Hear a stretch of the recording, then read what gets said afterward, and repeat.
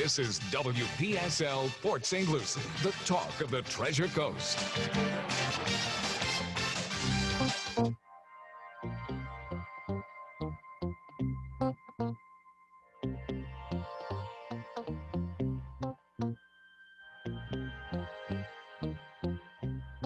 The views expressed on the following program are not necessarily those of WPSL. However, we do encourage you to subscribe, like, share them on Facebook. It's time for the African American Scene, presented by Howard Insurance in Port St. Lucie and hosted by Rudy Howard.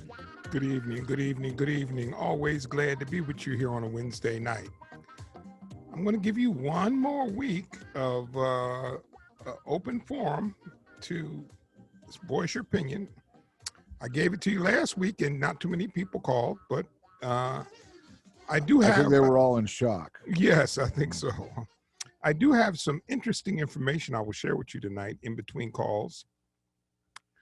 I have a Florida exit poll, and it gives a complete breakdown on multiple topics as it relates to Floridians and voting in this last election. I just want to tell you this, I heard today that 79%, and I want you to hear this again now, 79% of the American people accept the fact that Joe Biden is president-elect. 79%. So all of this brouhaha we're going through right now, to me, is a lot about nothing. But it is about something for Trump, and I'm going to tell you why. He's in big trouble. I mean, he is in big trouble. There are 6 major lawsuits awaiting him when he surrenders the presidency, that they haven't been able to touch him because he's president of the United States. He's got a rape allegation. He's got an emoluments clause suit from DC and Maryland. And he's got 2 suits in New York relating to evaluations and false evaluations of properties. So he's in a lot of difficulty when this is over. Not to mention, you recall, he had a crazy tax refund, like $76 million or something like that. I'm going on memory, so don't call up and say that I got it wrong. I'm going on memory, but it was a very large amount, which is also under investigation. So my man has been sweating bullets because as long as he was in the presidency, he was pretty safe. And the statute of limitations would have died on some of those actions had he been reelected to another term. So stay tuned. Your favorite guy is got some fights ahead of him that's going to be very, very, very costly. My uncle called me earlier this afternoon. He had some information for me. He wasn't able to get it to me, but I'll try to share that with you next week. Evidently, there are a number of police officers in New York resigning because they don't like the restrictions that are being put on them as police officers. Boy, that's just too bad. And as you know, I am not anti-police, but it is way, way, way overdue that there be some limitations that are applied to police officers for the betterment of all of us. Again, that number is 340-1590. That's 340-1590. And listen, I know you're disappointed that your guy didn't win, but that's the way the cookie crumbles. There was a lot of people that was deeply disappointed when Hillary didn't win. And this business of having the vote undone because of fraud is ridiculous. I'm going to tell you why it's ridiculous. Biden won the popular vote by 5 million votes. 5 million. That is historic. That is a butt whooping. This shouldn't even be a debate about whether or not he's the president or not. The only debate comes because of the Electoral College, but that is just absolutely insane. He wins by 5 million votes, and it's up in the air whether or not he won the election. That's nuts. We got to do something about that. Now, I talked about that a couple weeks ago, but this really makes it evident when somebody wins the vote by 5 million, and it's still a question about whether or not he's been duly elected president of the United States. That's nuts. 5 million more people thought that he should be president than President Trump, and we're having a debate about it. Okay, I'm off my soapbox now. There's nothing we can do about that. But again, that number is 340-1590. That's 340-1590.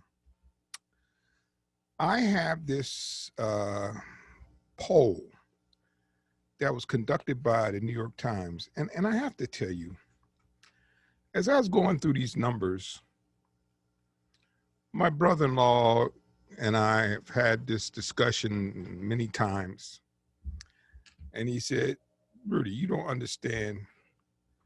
Your truth is not the same as other people's truth. And I, he and I've had a debate about it, and I said, I don't know how you can debate truth, because truth is truth. But his contention is, what you don't understand is that other people see truth through their eyes different from you. And as I was going through this poll information, I kind of come to the conclusion he might have a very valid point there. And we got Winnie on line one. Yes, Winnie. How y'all doing over there? Okay. Your prediction was right, though. Biden and Harris go win. Yeah. Yeah. I'm happy for them, though. It's time for a change. Yeah. I'm happy for the both of them. It seems like this here. Time really have changed. First vice president of the ladies. Yes. Time really have changed. It Rudy. I think so. Really made history. I'm happy for that. I think so too. And listen, something else that is pretty significant. She's not only the first Black lady, she's also a HBCU graduate, which that may not mean a lot to a lot of people, but HBCUs have been a lifeline for Black people when they could not get in college. Thurgood Marshall was a graduate of an HBCU, the same one that Miss Kamala Harris went to, Howard University. So this is good stuff. Thurgood Marshall went to Howard. He went to Howard. Who's that? Oh, Thurgood Marshall? Yes, he did. Yes, he went to Howard. Yeah. So that's pretty cool. So we've got we got a vice president now, it's HBCU, and she's a lady. And listen, I'm a guy, but I'm going to tell you, I've said this before, and you've probably heard me say it. I think it is long past due that women get a shot at the title. Long past due. Most countries around the world have given women a shot before our supposedly open, equitable society has been able to do for women here in the United States. So that's just my opinion. I think it's way overdue that a woman get a shot. What, Donald Trump, he got reach out. He lost. Yeah, he has He does. lost. He got to realize that one day that loss is a loss, and that's how that is. All that recount is not going to change nothing. It's not going to change a thing. I read an article today. His attorney was making an appeal in Pennsylvania. Now, you know, as of this afternoon, he was winning the Pennsylvania vote by 45,000.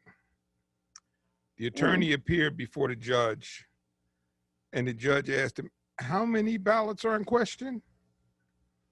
And he said, Your Honor, is 542 or 642, something like that. It was less than 1,000. And the judge said, do you think this is going to make a difference in the outcome of what took place here in Pennsylvania?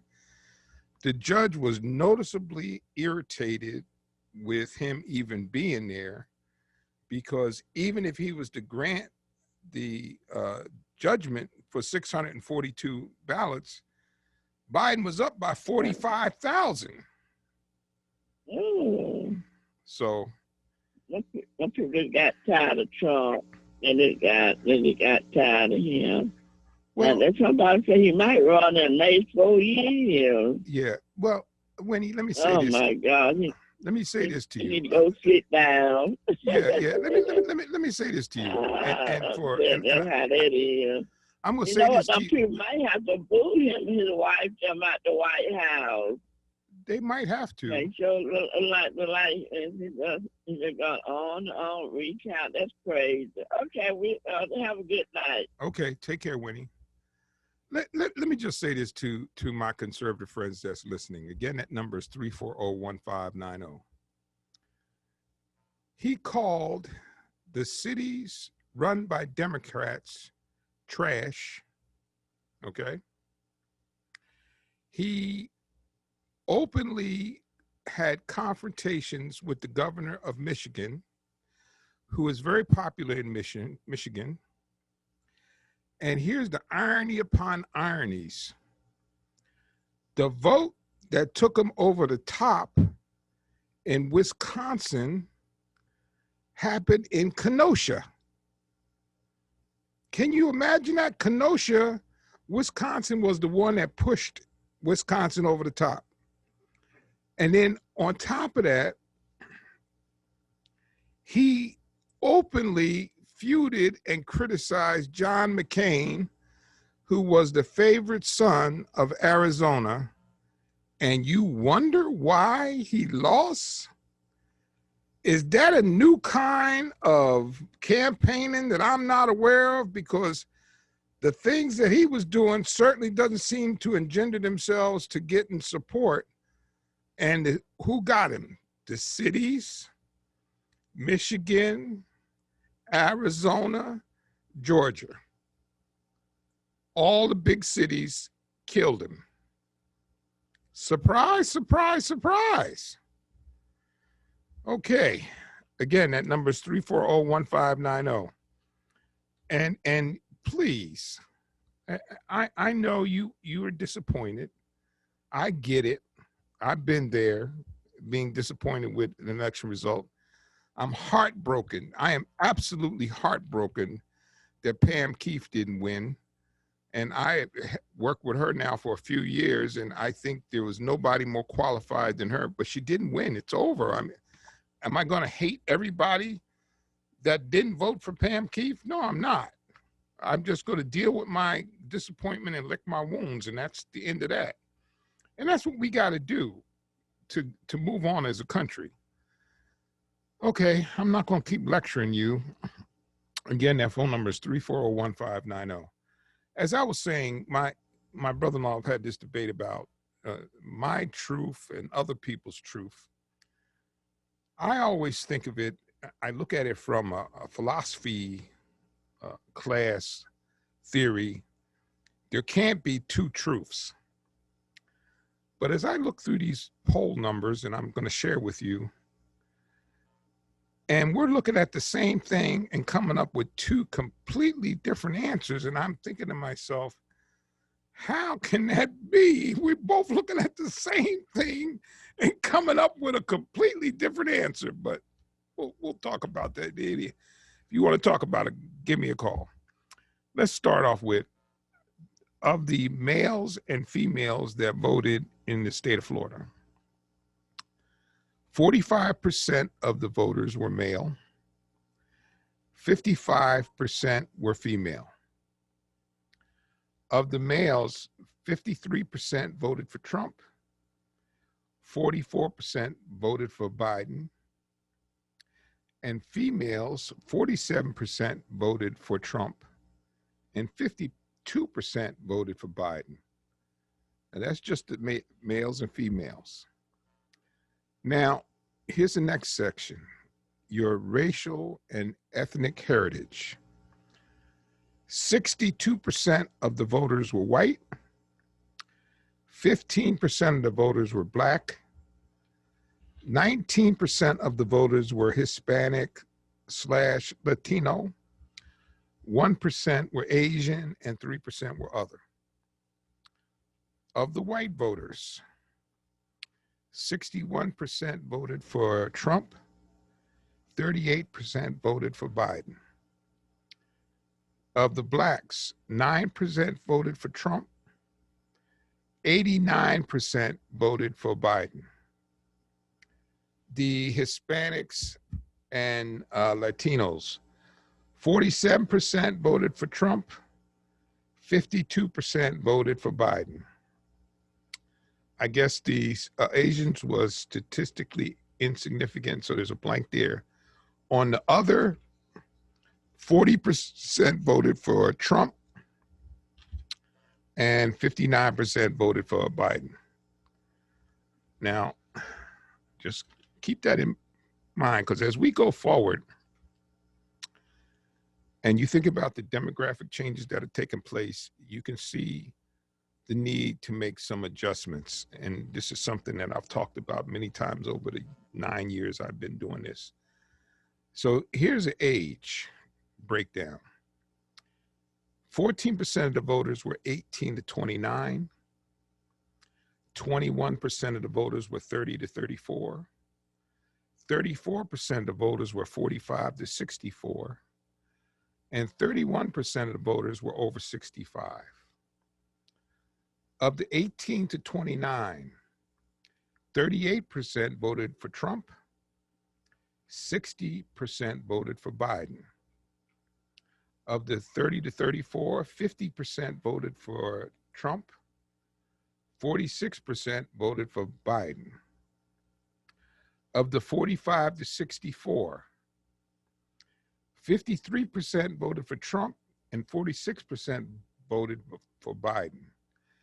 And over 65, 52% voted for Trump and 47% voted for Biden. So he seemed to have kicked it up in those votes over 30 to 44. When it gets on the other side of that, in from 30 to 34 and up, Trump seemed to have taken the edge. Now, here's the next piece of information, interesting. 35% of the voters were college graduates. 64% of the voters were not college graduates. 47% of the college graduates voted for Trump. 51% voted for Biden. Of the non-college graduates, 51% voted for Trump and 47% voted for Biden. That's interesting, huh? The college graduates went more toward Biden, and the non-college graduates went more toward Trump. How about that? That's an interesting piece of information. Okay, here's where we get into this thing I was talking about at the outset, about seeing the same thing, same subject, and coming up with two different visions.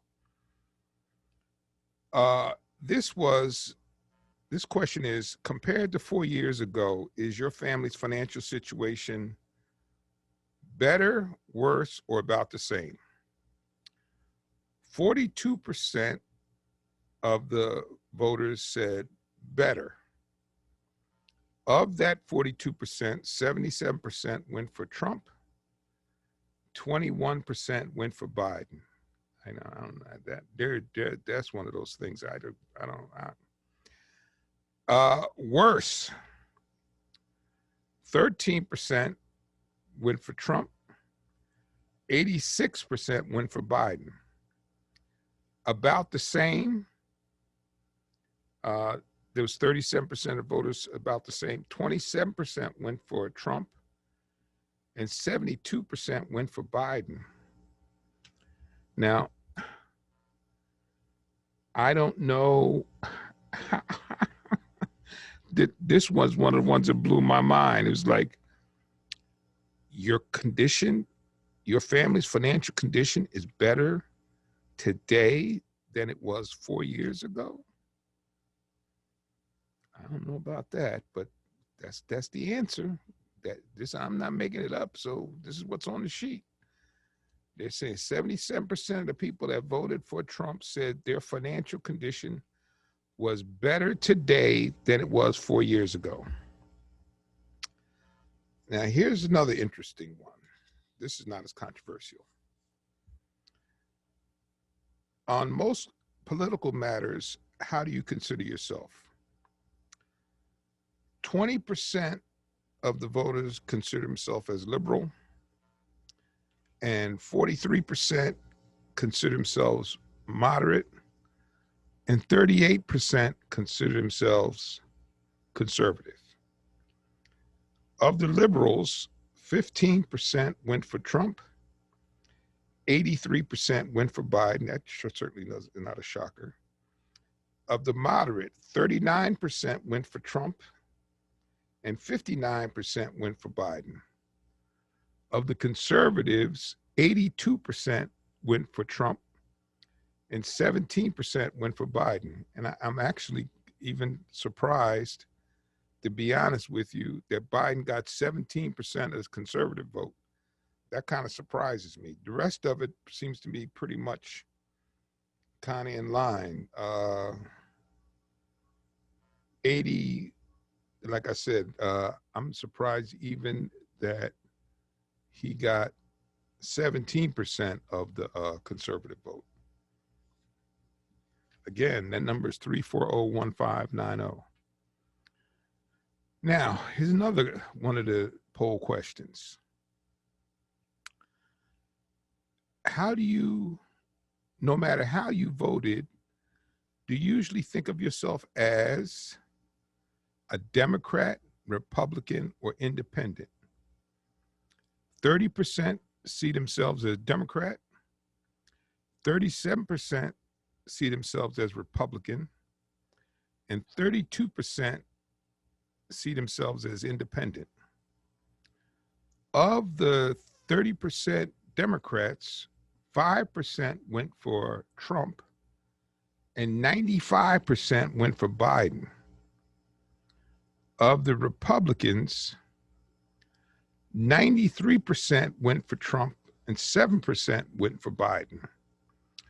Of the independents, 42% went for Trump, and 54% went for Biden. So you can see here the party, the bleeding that you have is really in the independent area, because they were 32%. So we had Democrats 30%, Republicans 37%, and independents 32%. So that independent vote is pretty critical. And an independent vote seems to be almost down the middle, a little bit more to the left, but pretty close, 52 to 54, 42 to 54. Okay, now, here's another interesting one. What kind of place do you live in? In cities of 50,000 or more, that made up 41% of the voters. The suburbs made up 49% of the voters. The small city and rural areas made up 9% of the voters. In the cities of 50,000 or more, 44% went for Trump, 55% went for Biden. In the suburbs, 54% went for Trump and 45% went for Biden. In the small rural areas, 58% went for Trump and 39% went for Biden. So that's kind of interesting. That pretty much is on target. I thought the suburb vote would have been a little higher for Biden. I know it was in a lot of the other states, but still, and so Trump performed pretty well in Florida in the suburbs, 54 to 45. Now, here's another part. It gives a breakdown of the state demographics.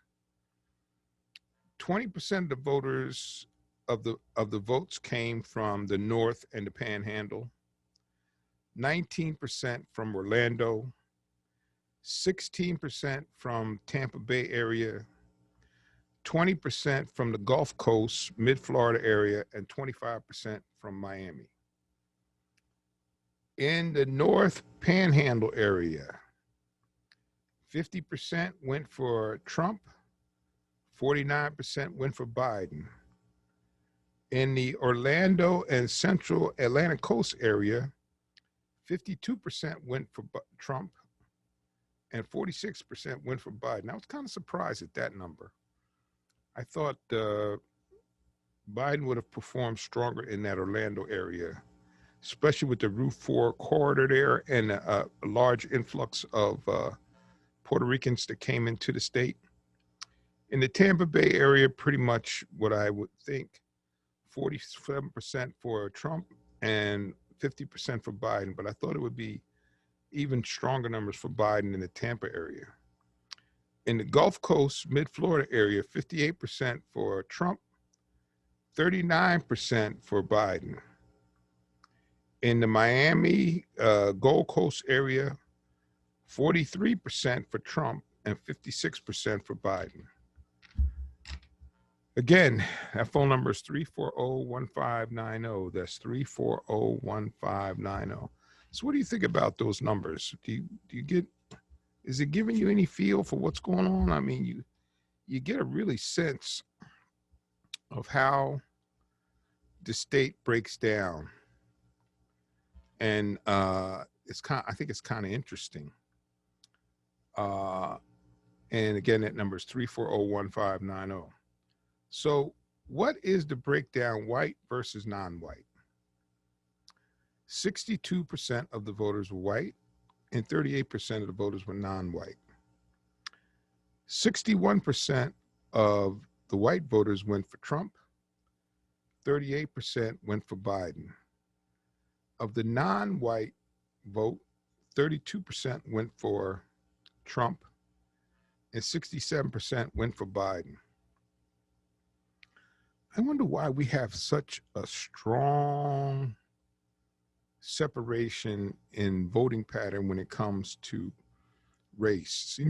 Seems to be quite profound that whites and blacks vote very differently when it comes to conservative, Republican versus Democrat.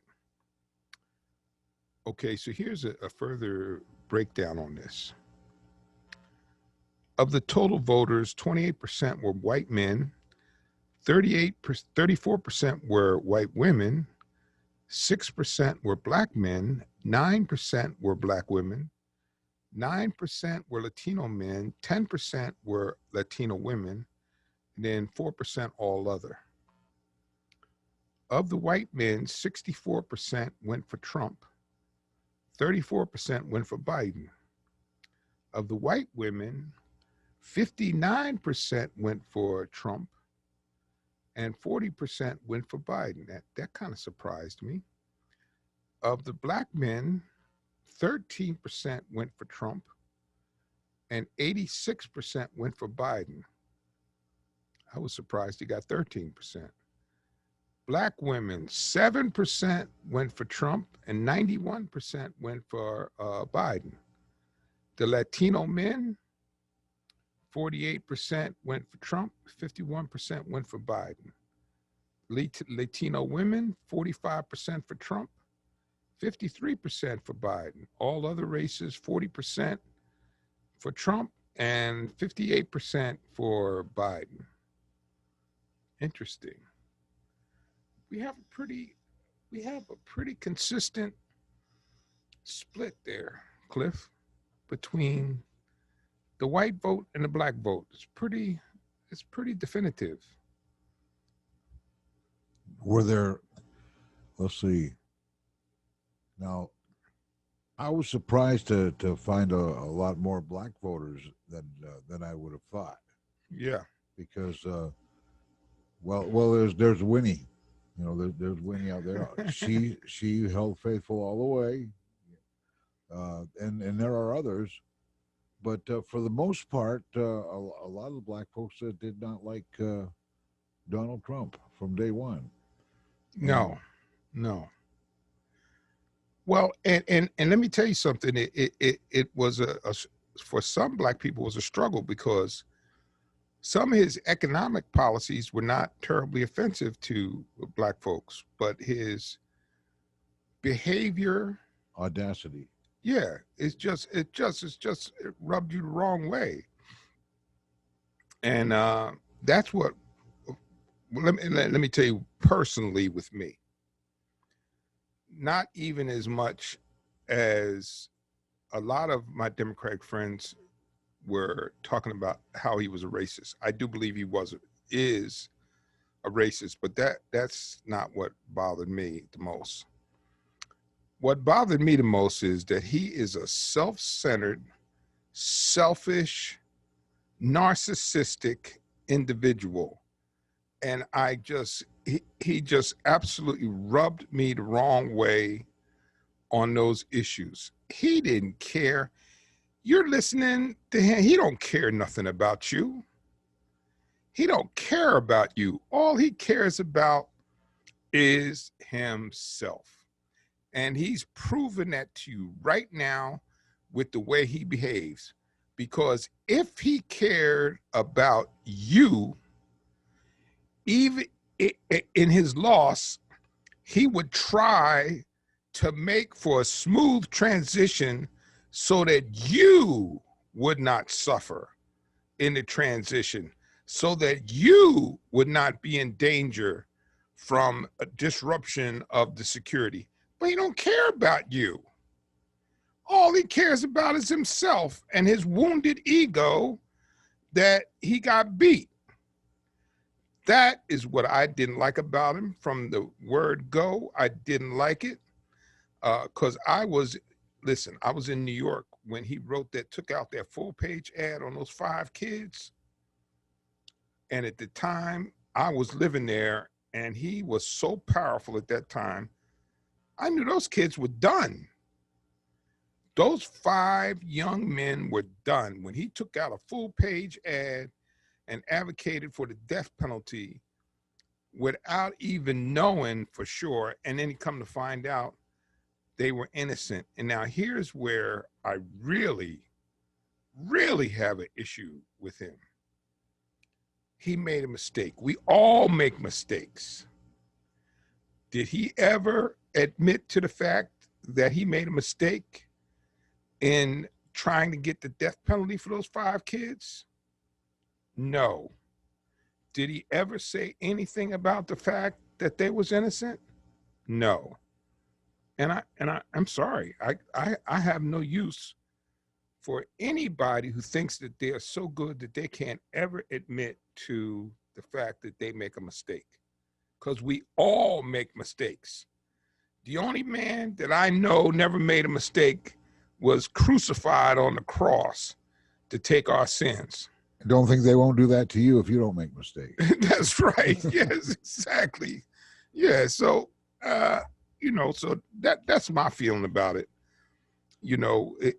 you know, his racism is an issue, but his arrogance and self-centered behavior is what really put me off. And he is proven with the way he's acting right now that I was on point, because what he's doing right now is doing nothing to help you. What he's doing right now is hurting you. Can you get that? He's hurting you, because if he's disrupting, he's not allowing the new administration to get the wheels turning in order to begin to construct the administration and implement the programs that could make your life better regarding the coronavirus, and getting things set up to move in an orderly manner. You suffer. Feeding his ego, you are suffering. You're going to suffer for that. And that is obnoxious. And it's crazy. People have had to deal with all kinds of, do you know Hillary was devastated when she lost in 2016? She disappeared for probably a month. You didn't see her because everybody said she was going to win. And she won by 3 million votes, the popular vote. She lost. She took it. She stood on the stand, congratulated him for winning, and moved on. Gore did the same thing when he lost by 500 and some votes. He stood up there, congratulated Bush, and took off. Not this guy. He can't do that because his ego has been bruised. And so all the members of Congress have got to try to massage his ego. And in the meantime, we all suffer while they're massaging his ego. This is just insanity. And if you ever had any trepidations about whether or not you should support him, this is all the evidence that you need. Oh my God. Okay, let me get off of this. I'm sorry I got off this. I get on this. I'm just so angry with him because what he really is hurting the country. The country's getting hurt right now. And there's no need for it. You lost. You got your butt kicked. That's the cookies. That's the way the cookie crumbles. Okay. Which are one of these five issues mattered most in deciding how you voted for president? Again, that number is 340-1590. That's 340-1590. I told you they weren't going to call because everybody, they're licking their wounds.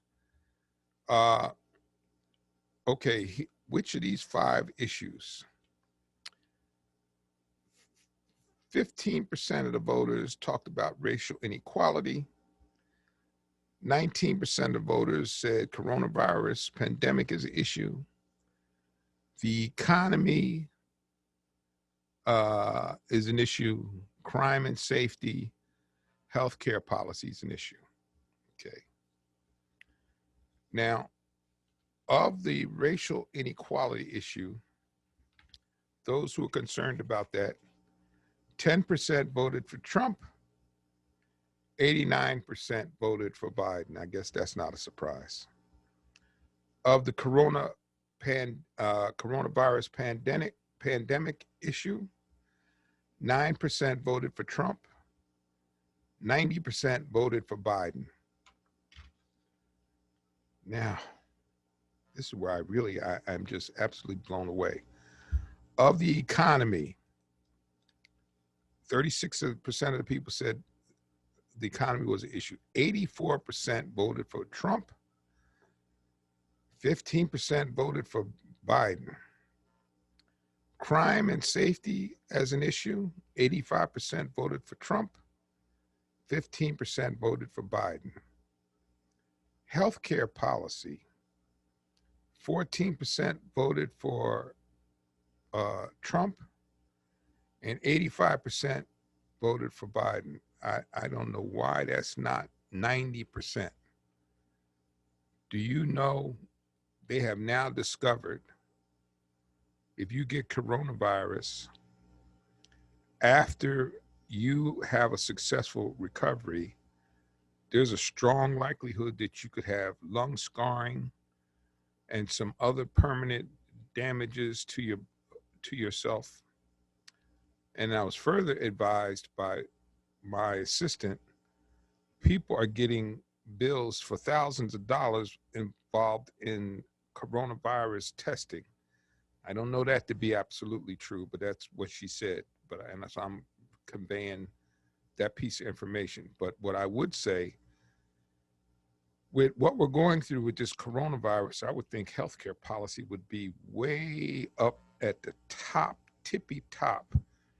And I'm not going to get on that because I have whined about that incessantly on here, week after week, month after month, about how I don't understand why we can't see our way clear to provide health care. And I'm going to always keep whining about that until we do something about it, because it just doesn't make any sense. Okay. Now here's another one. Okay, which one of these four candidate qualities matter the most to you in deciding how you vote for president? Can unite the country? 19% of the voters said uniting the country was an important issue. Is a strong leader? 34%. It's important that the president be a strong leader. 20% say they care, that the president cares about people like me. And 23% has good judgment. As far as uniting the country is concerned, 20% voted for Trump, 79% voted for Biden. Strong leader, 81% voted for Trump, 19% voted for Biden. Cares about people like me, 30% voted for Trump, 69% voted for Biden. Has good judgment, 29% voted for Trump, and 68% voted for Biden. Those were the four qualities that the voters had indicated to the pollsters that were important to them, and that was the vote breakdown. And as you can see, Biden won all of those except the strong leader thing, which is 81% for Trump and 19% for Biden. So I don't, but that's the way people see it. That's the way people see it. And we have a caller on line one. Yes, Ken. Hey, Rudy, how you doing? Okay. Got a couple questions for you. Okay. The stats you're reading, is that just Florida or nationwide? Florida. Florida. Okay, that's what I thought.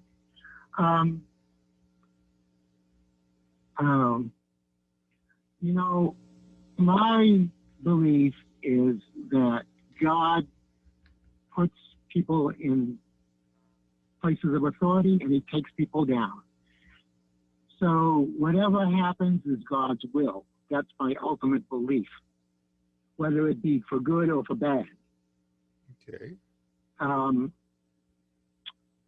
The one thing I want to say is that I don't think any state has declared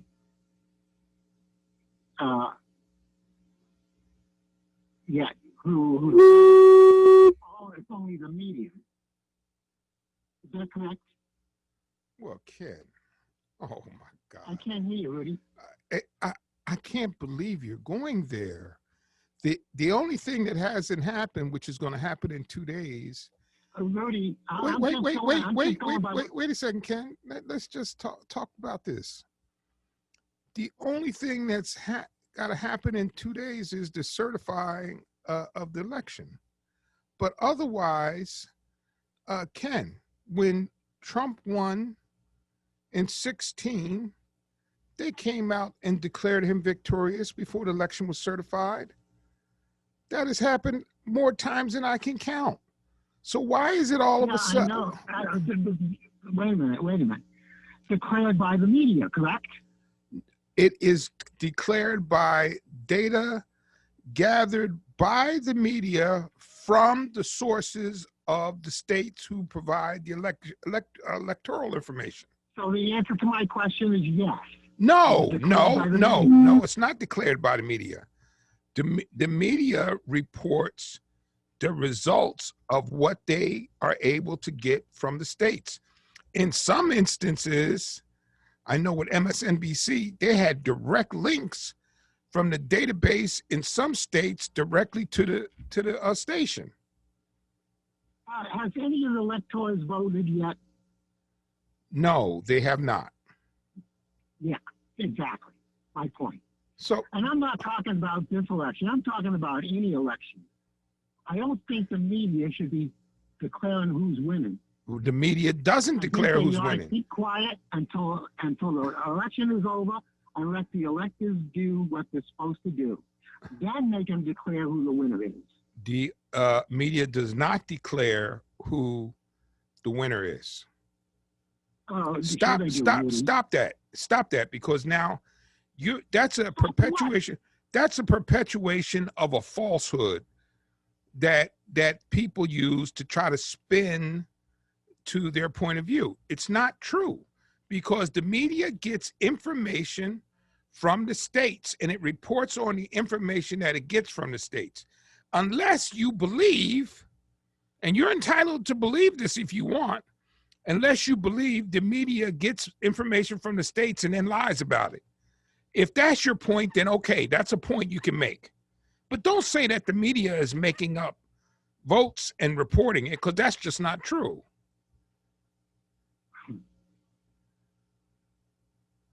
Rudy, it's not the job of the media to pronounce who the winner is of an election. That's all I'm saying. It's not their job.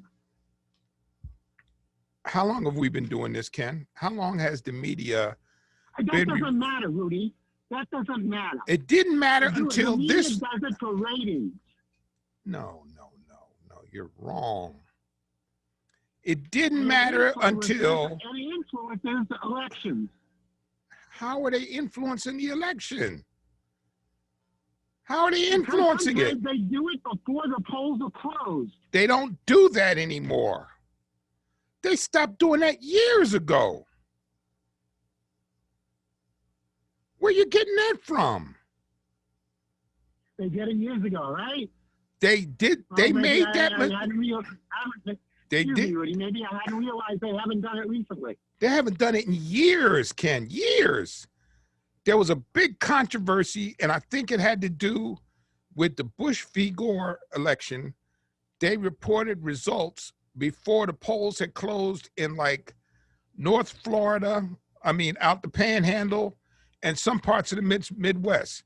They stopped doing that. They don't do that anymore. They don't do that. They make sure all polls are closed before they start reporting results. But the most important thing the most important thing I want to tell you, Ken, is don't go with this crap people are telling you. They don't pull numbers out of the sky. They report data that they get from the states. Rudy, have you seen the video of Ian Omar's representative paying for votes? Oh, don't tell me you believe that. You believe that? Do you have a transcript of what she said? What? Do you have a transcript of what she said? Or is that? Have you seen the video where someone who works for Ian Omar is paying for votes? Have you seen that video? Did you hear them paying for votes? Did you hear that out of the person's mouth? And I saw the transaction of money, yeah. Did you hear what was said at the time the money was transacted? They were handed a ballot. Did The you? guy had over Did you? 300 ballots in his car, and he was going around collecting ballots. Oh, please. Told them what to fill out and gave them money. Yeah. Listen, Have you Ken, seen the video? that's the kind of stuff. It's- That's the kind of stuff that's very, very destructive to our democracy. That is very destructive to our democracy. Can I say stuff like that has never happened? No, I can't say that. Can I say that anything like that had a significant bearing on this election? Yes, I can say that. I can say that, and you know why I can say that, Ken? They had an international team that monitored the elections in the United States, and they applauded us on how well and professionally we ran elections in the United States. Did you know that? Did you know that, Ken? Well, Did you know? Did you know that? When was this? Did you know that there was an international team that came here to monitor our election, and they commented on how well America runs their elections and how professional they were? Did you know that?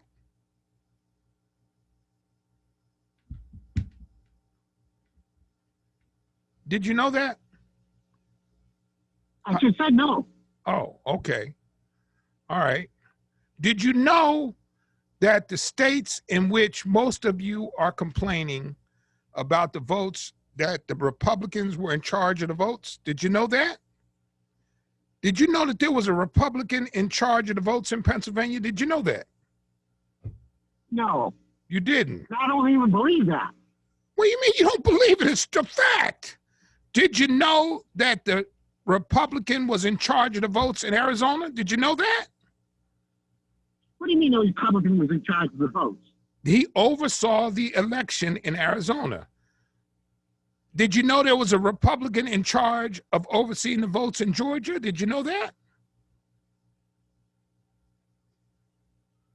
So what you would have to believe is that your Republican comrades participated in fraudulent ballots, and they were in charge of the electoral process in their state. Did you know that? No, that's crazy, Rudy. If you think I'm lying, Listen, look it up. Look it listen. up. Look it up. The guy in charge of the electoral process in Pennsylvania was on 60 Minutes. He's a Republican. I'll tell you what, Rudy. I'm watching what's going on in the last 8 or 12 years. I am convinced that the Democratic Party will do whatever it takes to get power. Oh, you think the Democratic Party? What about the voter suppression of the Republican Party? That doesn't count?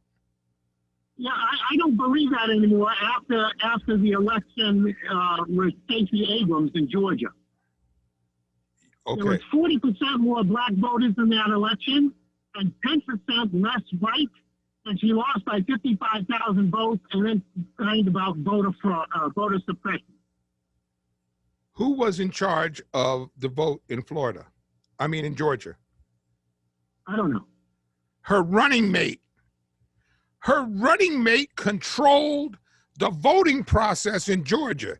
They asked him to step down because it was a conflict of interest, and he would not. What do you think?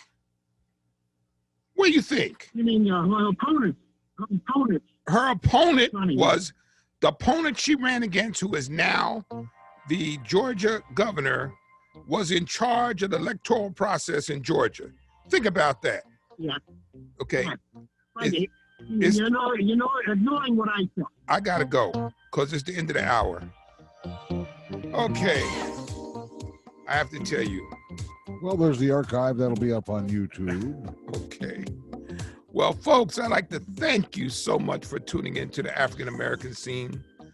God bless and be safe. And please don't take my word for it. Go look at what I just told you about Republicans in charge of voting in those states.